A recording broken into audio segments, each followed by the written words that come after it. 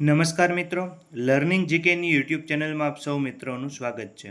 મિત્રો, જીવન શિક્ષણ અંકની અંદર હમણાં થોડા દિવસ પહેલાં એક ટોપિક વાંચેલો હતો જે નિબંધમાં પૂછાઈ શકે તેવો શ્રીમદ ભાગવત પુરાણ એનઈપી 2020 અને SCFના પરિપ્રેક્ષ્યમાં.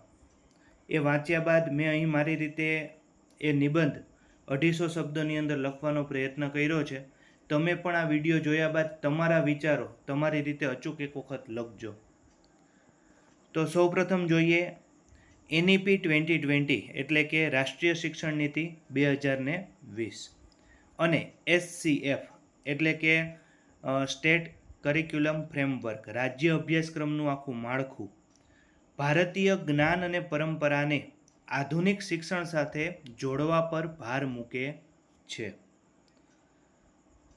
શ્રીમદ ભાગવત પુરાણ એ નૈતિકતા અને સામાજિક જવાબદારી માટે, વ્યક્તિ અને સમાજની તંદુરસ્તી માટે અને સહિયારી માનસિક સુખાકારી માટે સૌથી મોટો એક ખજાનો છે એવું કહી શકીએ. આ નવી નીતિઓ ભારતીય જ્ઞાન પરંપરાને આધુનિક વિજ્ઞાન અને શિક્ષણ સાથે જોડવા ઉપર ભાર મૂકે છે. એટલે અહીંયા પ્રસ્તાવને એવી રીતના પણ લખી શકાય કે ભાગવત જે છે તેની અંદર પણ શિક્ષણ અને આધુનિક વિજ્ઞાન આ બંને સાથે જોડવાનો પ્રયત્ન કરવામાં આવ્યો છે અને એ જ નવી રાષ્ટ્રીય શિક્ષણ નીતિ અને SCFનું કાર્ય છે. હવે એના માટે પહેલો મુદ્દો એમાં મૂકેલો હતો એ મુજબ મેં અહીં લીધો છે કે મૂલ્ય આધારિત શિક્ષણ અને ચારિત્ર નિર્માણ. તો કે નેશનલ એજ્યુકેશન પોલિસી છે 2020 એનો એક મહત્ત્વનો આ એક સ્તંભ કહી શકાય કે ચારિત્રનું નિર્માણ કરવું. ભાગવત પુરાણમાં પણ આવતા વિવિધ ચરિત્રો આપણને બાલમાનસ ઉપર એટલે કે આપણા માનસપટ ઉપર સહજ એક છાપ છોડીને જાય છે. શ્રી રામ, ધ્રુવ, પ્રહલાદ જેવા બાળ ભક્તો આપણને નાની ઉંમરે સત્યની ટેક, મુશ્કેલી સામે અડગ રહેવાનું આપણને શીખવે છે. ભગવાન શ્રી કૃષ્ણનું સંપૂર્ણ ચરિત્ર જ મૂલ્યો અને વ્યવહારુ જ્ઞાનનો સમુદ્ર છે. કુશળ માર્ગદર્શક તેમજ કર્મયોગી તરીકે પણ ભગવાન શ્રી કૃષ્ણને આપણે જોઈ શકીએ છીએ. મિત્રો, સાંસ્કૃતિક બાબત ઉપરથી જેમ કે અત્યારે પ્રાઇમરીની અંદર છે શ્રીમદ ભગવદ્ ગીતાનું પાઠ્યપુસ્તક મૂકવામાં આવ્યું છે, એના ઉપરથી મને એવું લાગ્યું કે અહીં ભાગવત પુરાણ જે છે તો એના ઉપર પૂછી શકાય. ભાગવત પુરાણની રચના તો કે 18 પુરાણોમાંથી એક મહત્ત્વનું પુરાણ કહી શકાય, વેદવ્યાસે રચેલું છે.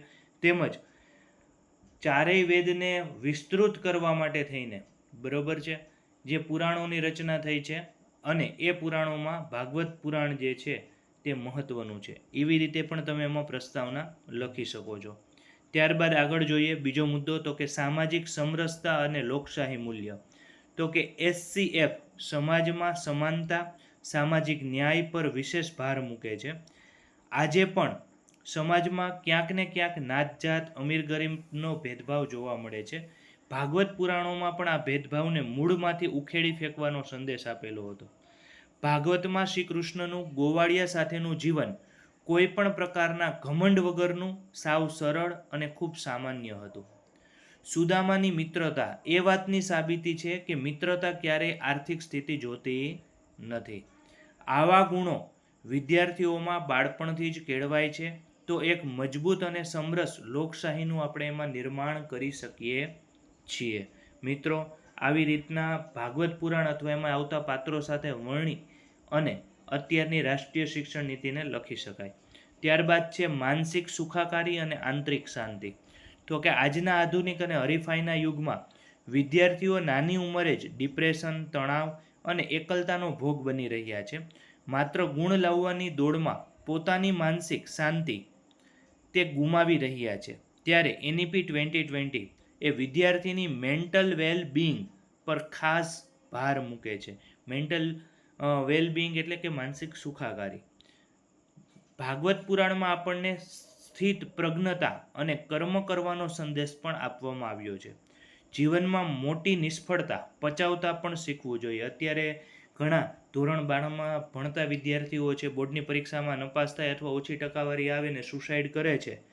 તો એ પણ અટકે એના માટે પણ જે પ્રાચીન વેદો જે છે એનો અભ્યાસ જે છે એ શિક્ષણ નીતિની સાથે જોડવું જોઈએ. એટલે કે ગમે એવી મોટી નિષ્ફળતા આવે તો એને આપણે પચાવતા શીખી શકીએ. ત્યારબાદ છે મૌલિક ચિંતન.